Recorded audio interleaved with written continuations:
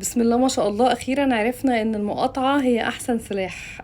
دلوقتي بالنسبة للبراندات اللبس الكتير قوي اللي احنا ما بنستغناش عنها، يعني بلاش اقول اسماء، بس كل البنات آه، بتلبس من نفس الاماكن. اخبارها ايه معانا ولا علينا؟ يعني انا شايفة ان محدش جه جنب الحتة دي، وحاسة ان الناس خايفة تتكلم فيها عشان مش هيقدروا يقطعوها. لا، انا لو عليا انا عادي جدا. انا كنت زمان بنجيب تيشرتاتنا وبنطبع عليها الحاجة اللي احنا عايزينها، ولحد النهاردة في اماكن كتير جدا وانستجرام بيجز ومشاريع صغيره كتير. والله العظيم بنادي بقالي فتره طويله جدا للمشاريع، دعم المشاريع الصغيره دي، ومشاريع لناس محترمه قوي قوي قوي. وشفتها بعيني، بقول لكم كنت بطبع التيشيرت احط عليه اللوجو اللي انا عايزاه، احط عليه الشكل اللي انا عايزاه، وقطن مصري 100%، اللي هو مفيش احسن منه يعني. و... وبنلبس الحاجه اللي على مزاجنا، واحنا اللي عاملين لها الديزاين بتاعها يعني. موضوع يعني مش صعب خالص. والحمد لله انا مبسوطه قوي قوي قوي قوي باللي حاصل. مبسوطه قوي بفكره ان احنا بجد يعني طلع الموضوع في ايدينا، طلع الموضوع في ايدينا.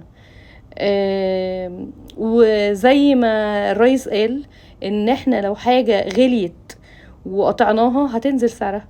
يعني الموضوع طلع في ايدينا وسهل جدا.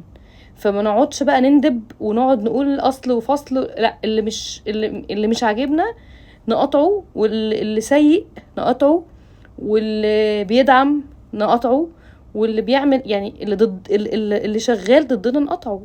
والحاجة اللي سعرها غلي وعايزين ننزلها زي ما سيادة الرئيس قال نقطعها، هتنزل سهلة. او نقطعها ونشوف لنا بديل، مش موضوع نقطعها عشان تنزل، نقطعها خالص ونشوف لنا بديل.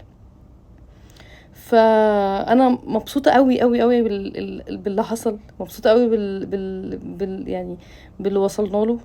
قلبي مع اللي بيحصل. ولسه لحد يعني النهارده انا متابعه طبعا الاحداث جدا بشكل كبير. ربنا يكون معاهم يا رب وينصرهم. و... واحنا الحمد لله، يعني زي ما دايما بنقول فيها حاجة حلوة، لا فيها حاجات كتير قوي حلوة.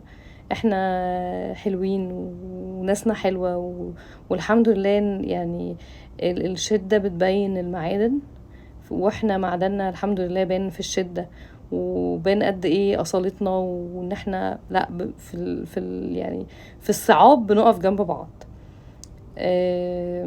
يلا اشوفكم بقى ان شاء الله في فيديو جديد.